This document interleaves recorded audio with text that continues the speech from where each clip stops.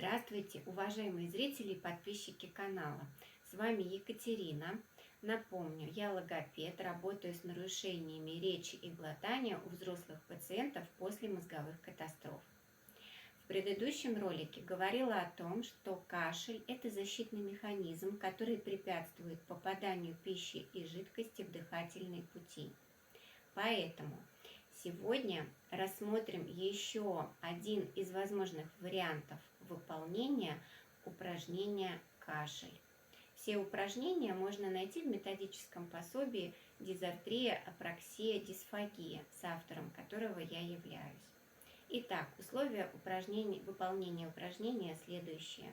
Предлагаем пациенту сесть ровно, стопы опираются на жесткую поверхность.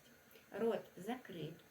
Необходимо откашляться, как бы прочищая горло от крошек.